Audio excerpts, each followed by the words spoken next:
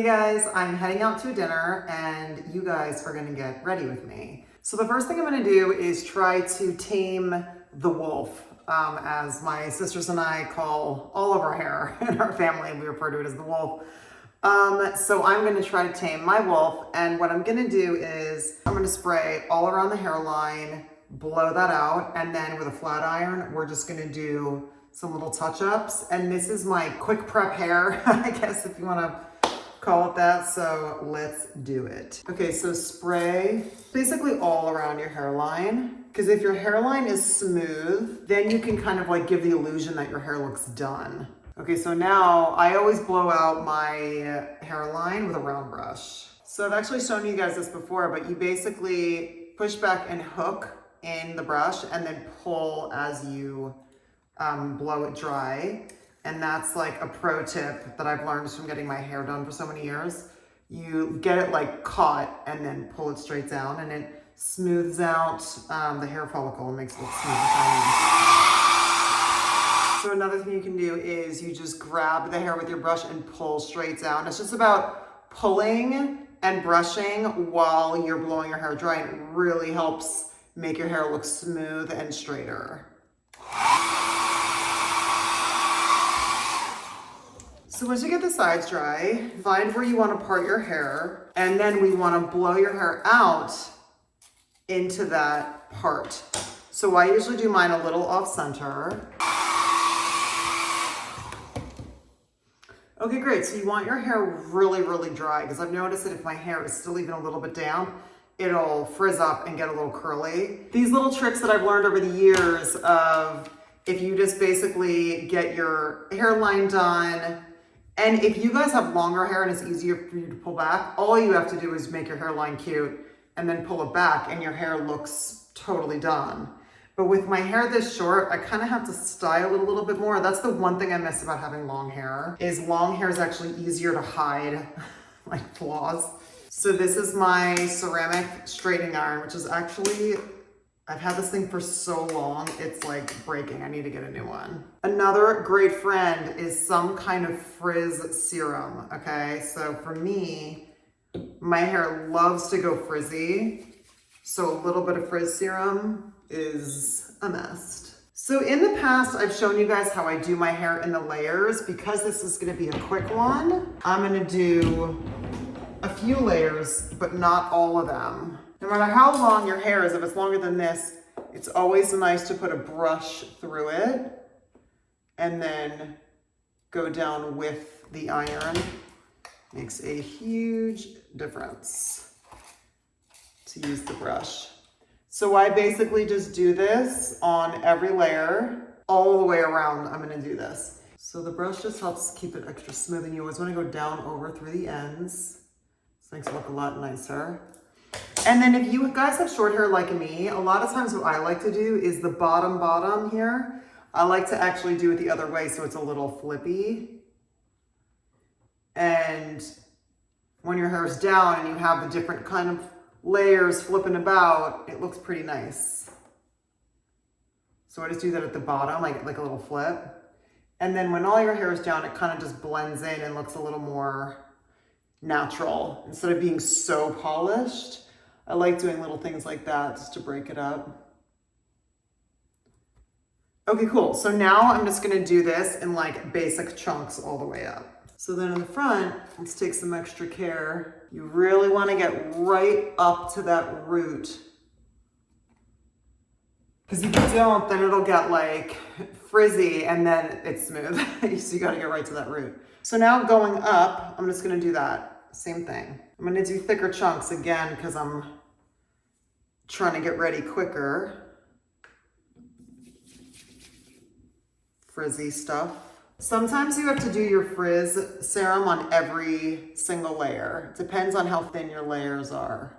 Okay, so now we're doing the top. So straightening iron with the brush. And here we'll take a little extra care because this is the top, right? So I'm gonna go all the way through.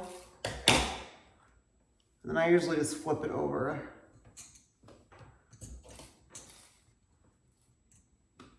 All the way through. Great. So again, you want to get as close to the root as you can. Don't burn yourself. All the way through. Nice swoopy. And then that side is basically done. So I'm going to be rocking more of like the straight bob tonight with my little flippies underneath. So let's do the other side. So you kind of like alternate the brush and the iron as you get all the way down, and then it's nice and flat and smooth. Definitely have to get a new iron. This thing is like 10 years old. I just become like a creature of habit with stuff that I love. So I'll probably get the same exact one. If they still make it, I'll see. Okay, so that looks pretty polished. So now what we're gonna do, because I'm traveling, I forgot my like finished hair paste, so I'm stealing my husband's, so hang on. So his hair stuff is a lot like thicker. Normally I love like a Kiehl Silk Room, which is a lot thinner. So I'm using like his like molding paste for like, you know, his haircut, but for mine, I'm just gonna take a little bit.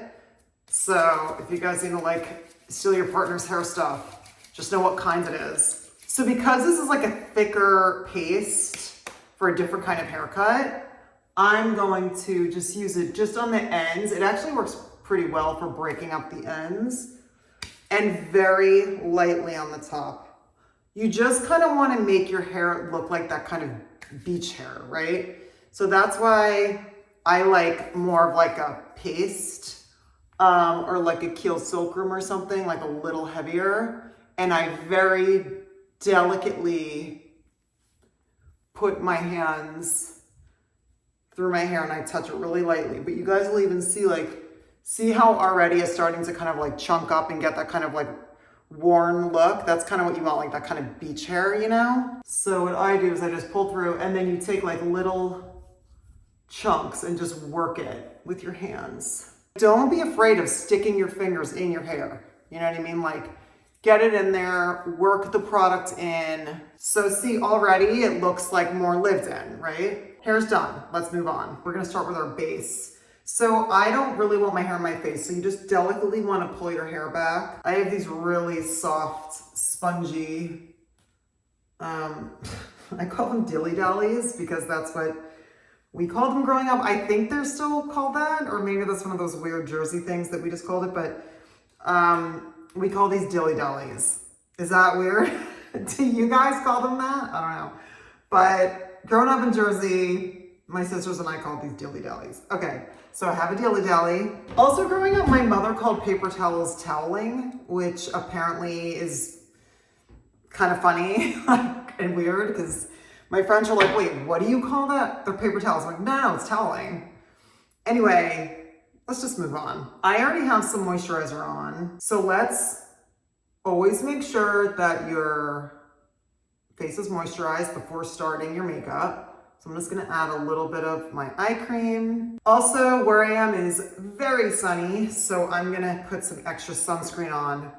I have two, this is not sponsored by La Roche-Posay, but I do use a lot of their stuff. I wore this when I was actually on Orange all the time, especially the season when all of us, like the riot was happening and we were all like, I was living outside. So I would be outside in the blazing summer, and being as pale as I am, I like lived for this sunscreen.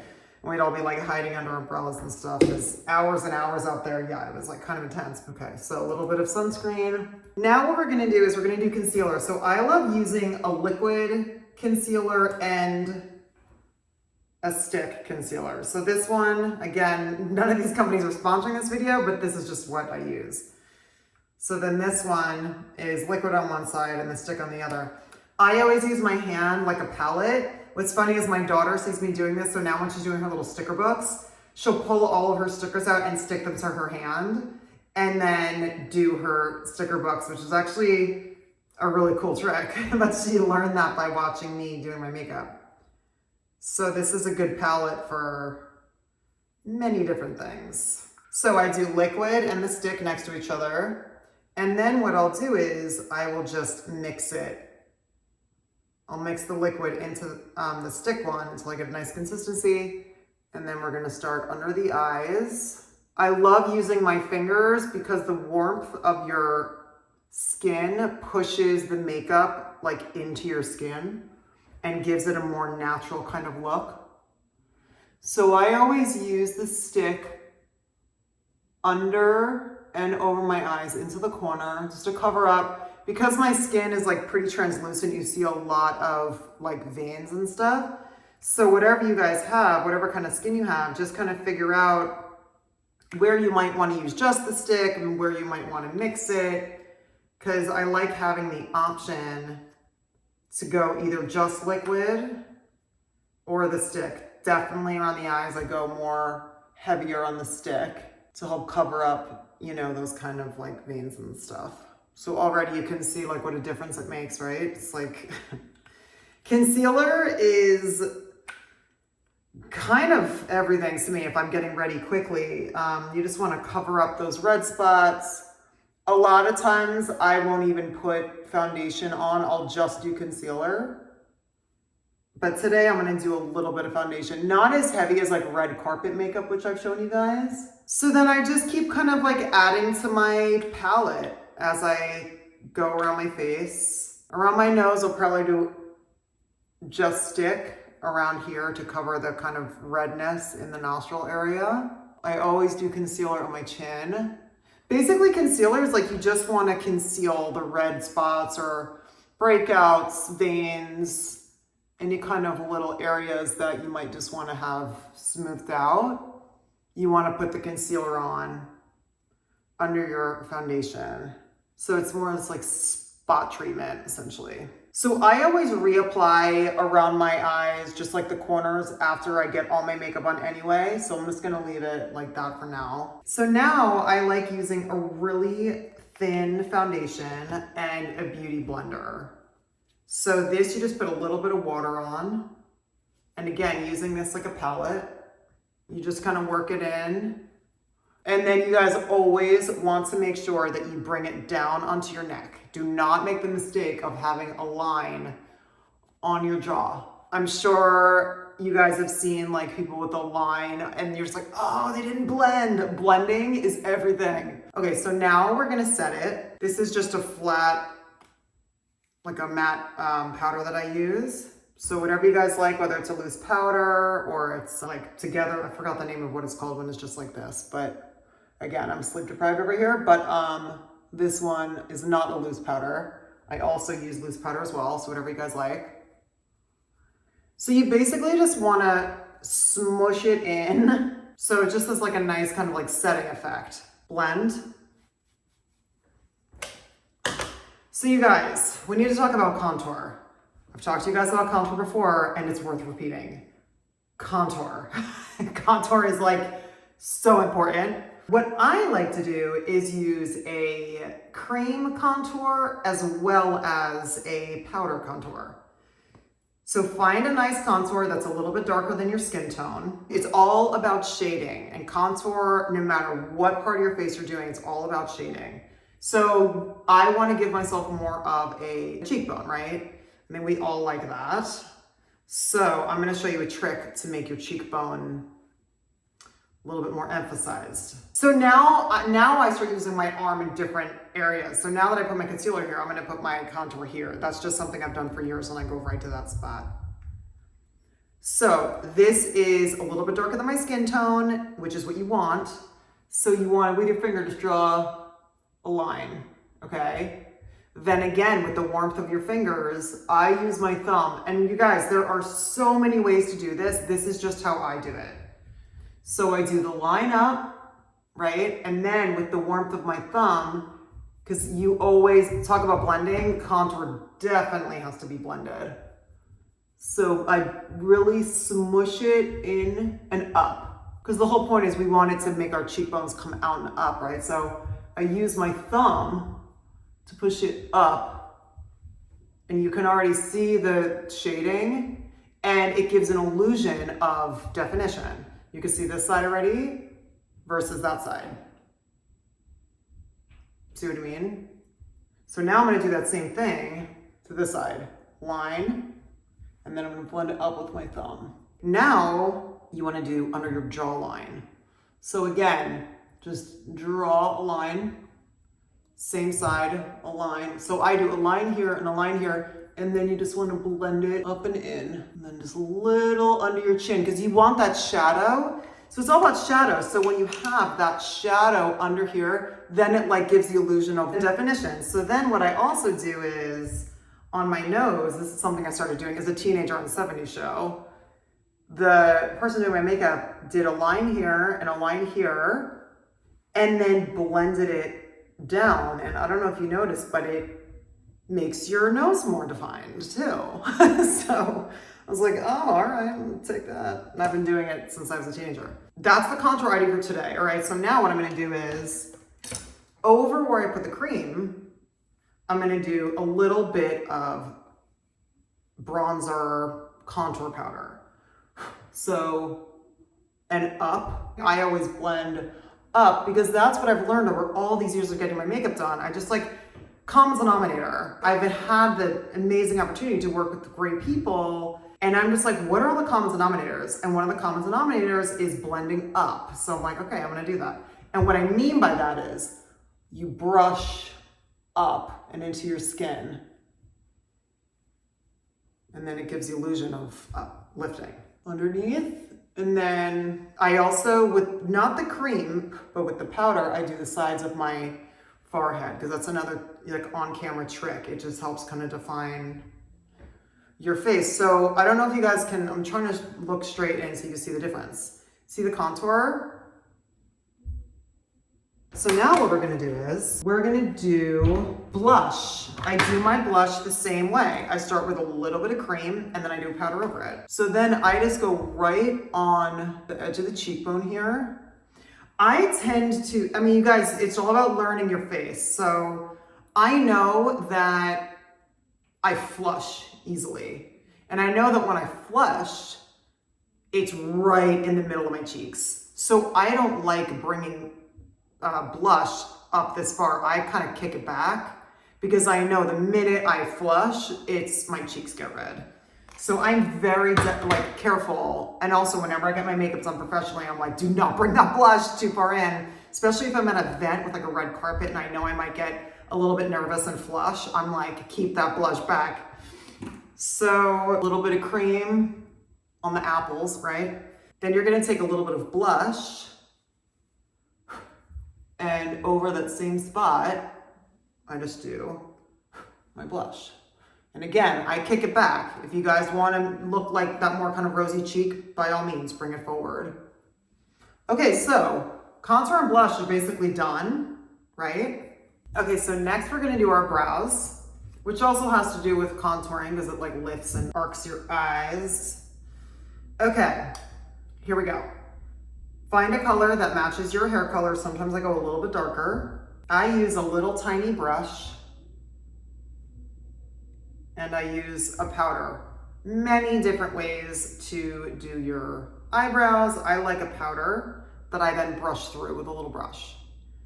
So I start down at the bottom, and then I'm going to bring it up and just fill in the brows. And you guys are gonna see what a difference it makes.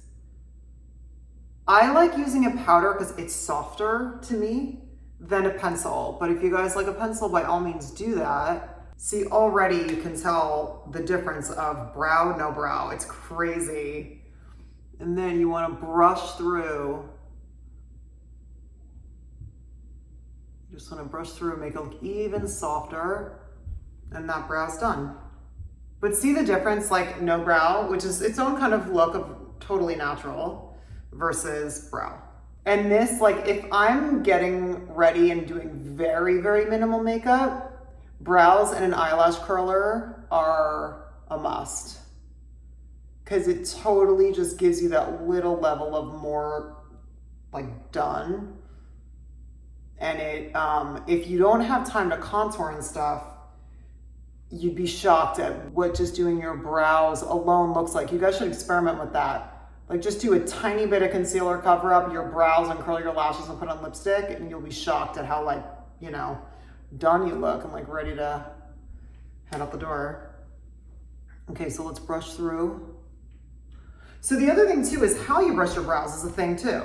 So for me, just for the shape of my face, what I've learned is I always brush the front like sideways and down and then up in the arch. So it gives like this like swoop effect, but it still looks natural. Up, and then I bring the edges down again. Next, we are going to do eyeshadow. So the way that I look at eyeshadow is I look at it like contour. Unless I'm actually doing like a thing with my eyes, like a specific look. Tonight, I just want a simple contour on my eyes just to like open them up. Because I'm traveling, I'm missing a couple of my go-to tools, but I usually have two of these brushes. One that I use for a light color and then one that I use for dark color. I'm gonna have to use this for both today, which is kind of a bummer, but you'll still get the idea. So make sure that your eyes are still like matte here. If you need to add a little extra powder to your lids, do that. So this is something that I learned years ago on set and I've never forgotten it, and it just works every time. So check this out. Your most natural color, you do swoopy here and then up and down right in the corner. And that, I don't know if you guys can tell, like looking at both eyes, I'm trying to look straight into the camera, see immediately how much that contour has lifted this eye. It's crazy. I don't know if you can tell that. I'm gonna do it again on the other eye, but go even closer to the camera so you can see. So, in the crease, and then straight up and down at the corner, crease, straight up and down at the corner. So what that does is it just immediately opens up your eyes. I don't know if you guys can tell that. That is a trick that you guys should totally try. You gotta do it with like a lighter contour color. If you do it with too dark of a color, it's gonna be a very different thing unless you're doing a big full smoky eye. So that in and of itself is something that I do every single time I do my makeup with eyeshadow. That's a trick. So now with your darker color, you basically take like draw a little ball and then bring it in. So you want to draw a little ball here at the edge and then bring it in. Little ball, bring it in. It's just all contour, but these little placement tricks make a difference. So ball, bring it in, and then this eyeshadow is basically done. If you need to, blend the little ball if you have to, but it should be a nice gradual lift on your eye. The ball is like right here, right at like, not the edge, like come in a little bit. Like basically if it's like 1, 2, 3, 4, you want to do it at like 2. Ball, and then bring it in. And that shadow's basically done. Isn't that crazy? When I learned that trick, I was like, game changer. Be careful not to do the darker color up in the corner. Different brush. So I'm gonna have to wash this brush so next time I'm not like doing that with the darker one. Okay, right on. Guys, look, we are trucking along. Okay, so the next thing we're gonna do is the black line, the liquid line. So first thing I'm gonna do is I'm going to line under my eye and then the top. So this is just with a little flat brush, very carefully going underneath, makes such a big difference. I mean, and it's so natural. Like I don't have to do the top. I mean, I'm going to, but you could even just do the bottom and already it adds some really like elegant definition to your eye. And make sure you find some waterproof black liquid liner that you like. So I'm putting it on this flat brush and then I'm going right up, smudging it under. Already that just adds so much. It's such a difference. So now I'm gonna do that same thing, but on the top, and then I'm gonna go over it with my liquid liner. I do a lot of extra steps with the liquid liner because I really do think it makes or breaks some eye makeup. So for my dinner tonight, I want it to be more defined. So I'm gonna go this extra step. So this, I don't have to be so crazy because I'm gonna go over it with another liner. I'm gonna have to do this kind of close here, guys, so I can not mess it up. Because getting liquid liner off when you mess it up is not easy.